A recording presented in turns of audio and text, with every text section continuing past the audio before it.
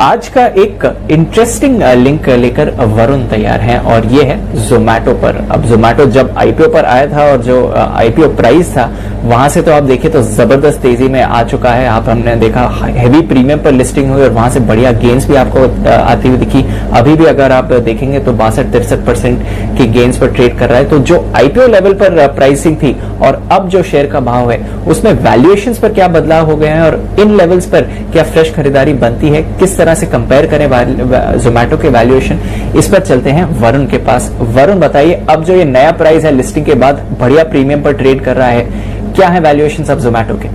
देखिए दीप, ये महंगा था, महंगा है और महंगा ही शायद रहने वाला है। इस तरह के वैल्यूएशन ये कमांड कर रहा है। जब आया था तभी देखिए करीब 30% के आसपास मार्केट कैप टू सेल्स था, प्राइस टू बुक वैल्यू करीब 12.9 के आसपास था। अगर आप ग्लोबल पीएस से इस कंपनी को कंपेयर करें तो ग्लोबल पीएस का जो average market cap to sales है वो करीब 9 के आसपास आता है। भले आप Chinese company, German company, Netherland की कंपनी, यूएस की कंपनी, डोरडैश जैसे कंपनीज अगर देख लेंगे तो डोरडैश भी करीब 16 के आसपास के मार्केट कैप टू सेल्स पे ट्रेड करता है, जबकि इसकी लिस्टिंग ही करीब 29-30 टाइम्स के आसपास के मार्केट कैप टू सेल्स पे हुई थी। 12.9 times price to book value था। फिलहाल ये 124 के आसपास ट्रेड कर रहा है। तो अब इसका मार्केट कैप टू सेल्स जो है वो करीब 50 के आसपास आता है, प्राइस टू बुक वैल्यू करीब 22 के आसपास आता है। हर लेवल पे अगर आप देखते जाएंगे तो ये महंगाई होते जाएगा, जाहिर सी बात है। लेकिन इसका पीक जो हो जाता है वो 250 के आसपास होता है, जहां पे इसकी मार्केट कैप टू सेल्स 100 के आसपास पहुंच जाती है और प्राइस टू बुक वैल्यू जो है वो 42 के आसपास पहुंच जाती है। इसके आगे भी अगर निकालते जाएंगे तो वैसे वैसे महंगा होता जाएगा। मैंने 500 के आसपास के लेवल तक निकाला, ये सोच के कि हो सकता है कि कल को ये उन लेवल तक जाए। अगर उन लेवल तक जाता है तो 200 के आसपास मार्केट कैप टू सेल्स और price to book value 84-85 times के आसपास आ जाएगा, जो कि हर लिहाज से महंगा होगा। कुछ और इंटरेस्टिंग फैक्ट इस कंपनी के बारे में यह है कि इन्फोएज की जो जोमैटो में होल्डिंग है वो करीब 16,500 करोड़ के आसपास हो चुकी है। क्यों? क्योंकि खुलने के बाद ही ये स्टॉक जो है वो 1 लाख करोड़ के आसपास के मार्केट कैप के पार जा चुका है। उस हिसाब से इन्फोएज में जो कुल जो 16,500 करोड़ के आसपास की होल्डिंग है, इन्फोएज के मार्केट कैप के हिसाब से करीब 25% के आसपास जो ओवरऑल मार्केट कैप है उतना तो केवल जोमैटो का ही हो चुका है। और भी कुछ इंटरेस्टिंग फैक्ट्स आपको दिखाता हूं। जुबिलेंट फूडवर्क्स, ये इसका नियर टर्म जो कॉम्पिटिटर है, जो पिज्जा बेचता है, पिज्जा बनाने वाले से पिज्जा बेचने वाला, डिलीवरी करने वाला ज्यादा महंगा हो चुका है। 2.2 टाइम्स ऑफ जुबिलेंट फूडवर्क्स के मार्केट कैप पे ट्रेड करता है। हीरो मोटोकॉर्प, जिसकी व्हीकल ये यूज करते हैं, उससे 1.7 टाइम्स ज्यादा ये ट्रेड कर रहा है। और आप कोई भी ऑयल मार्केटिंग कंपनीज ले लीजिए जिनका पेट्रोल यूज करता है, उनसे ज्यादा मार्केट कैप जो है वो केवल जोमैटो का हो चुका है। इस तरह के वैल्यूएशन ये कमांड कर रहा है। बिल्कुल, तो 1 लाख करोड़ से ज्यादा का मार्केट कैप लिस्टिंग पर ही। और अनिल जी, ये इंटरेस्टिंग बात है, जो प्रोडक्ट्स जोमैटो यूज करते हैं फूड डिलीवरी के लिए, उन कंपनीज, लेगेसी कंपनीज कई सालों से कारोबार कर रही है, उससे ज्यादा की वैल्यूएशन, उससे ज्यादा का मार्केट कैप पहले ही दिन जोमैटो का हो गया है। कैसे देखें इसे sir? An idea can change your life, ये सबसे बड़ा एग्जाम्पल है कि मतलब वही वाली बात है कि आपने देखा भी होगा ना, बीच में अभी थोड़े दिन पहले हर्ष गोयनका साहब का भी एक ट्वीट था कि मैं भी एक तरह से ऐसी ऐप बनाने वाला हूँ, इस तरह से हजारों करोड़ रुपए फूंकूंगा, जितने ज्यादा पैसे मिलेंगे उतने ज्यादा फूंकूंगा, फिर एक जोमेटो जैसा बनाऊंगा और फिर इतना मेरा वैल्यूएशन हो जाएगा। उन्होंने वो थोड़े से व्यंग्य के तरीके से कहा था। अब ये मिसमैच हमेशा रहेगा दीप। देखिए, अल्टीमेटली क्या है कि जमाना बदल रहा है, हर एक का अपना तरीका इन्वेस्ट करने का, पसंद करने का, करेक्ट। हमारे से 2 जनरेशन पहले जाएंगे, मेरे से 2 तो कोई मतलब है ना, इवन बैंक में भी पैसा कम लगाते थे, एफडी वगैरह। उस जमाने में तो खाली प्रॉपर्टी और गोल्ड, 2 के अलावा तीसरा इन्वेस्टमेंट नहीं होता था। फिर धीरे धीरे लोगों को समझ में आया कि चलो बैंक में भी पैसा लगाया जाए, पोस्ट ऑफिस में सेविंग रखी जाए।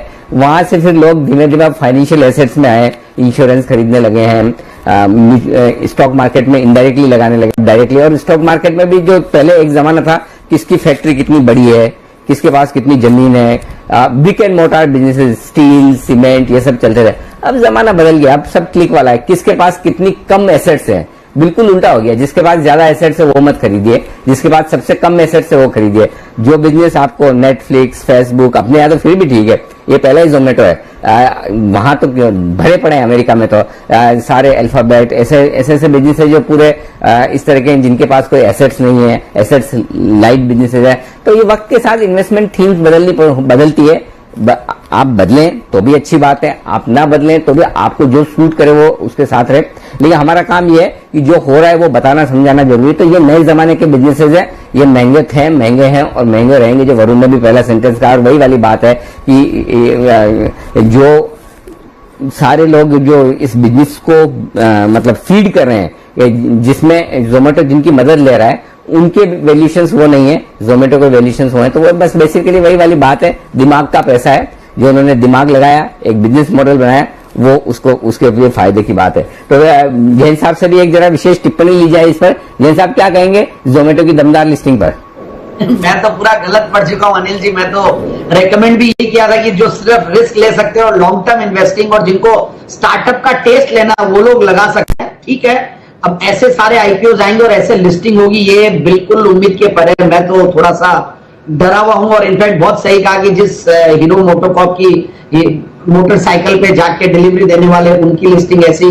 बट ठीक है, ये सारे जो आपने कहा कि पुराने और अब नए चीजों में एक एक जनरेशन पीछे जाएं तो अलग अलग चीजें दिखेगी। अभी आगे की जनरेशन की जेन जी बोल लो या जो भी बोल लीजिए, बट मुझे लगता है कि थोड़ा वैल्यूएशन जरूरत से ज्यादा महंगा लिस्ट हुआ है और ये फ्रेंजी है। और ये कहीं ना कहीं अब आज कुछ जोक्स ऐसे भी पढ़ रहा था कि प्राइस टू अर्निंग्स मल्टीपल, अब पी नहीं रहा, प्राइस टू यूफोरिया रह गया। ये तो P is price to euphoria, वैसा कुछ लग रहा है। इट्स यूफोरिक, कहीं ना कहीं थोड़ा कॉशियस रहना चाहिए। मैं तो वैसे भी देखिए, मैं जुबिलेंट फूडवर्क्स में भी गलत पड़ा हुआ हूं, मैं इन्फोएज में भी गलत पड़ा हुआ हूं। पहले जस्ट डायल को हमने 1500 के लेवल्स पे सेल भी करवाया, रिलायंस को अच्छा लग रहा है। So these are very different kind of businesses, इनके लिए एक अलग ही वो चाहिए समझने का। बट ठीक है, जिन्होंने लिया हुआ, मैं तो यही कहूंगा कि थोड़ा प्रॉफिट बुक कर ले। इतना एक्सॉर्बिटेंट लिस्टिंग अगर कंपनी भी एक्सपेक्ट करती, जहां पे इतनी वैल्यूएशन का गेम चल रहा है, जहां पे पी इन्वेस्टर्स एग्जिट कर रहे हैं, वो भी शायद इतना महंगा लिस्टिंग एक्सपेक्ट नहीं किए होंगे। नहीं तो वो इतना सस्ते बेचने वालों में से पी इन्वेस्टर्स नहीं है।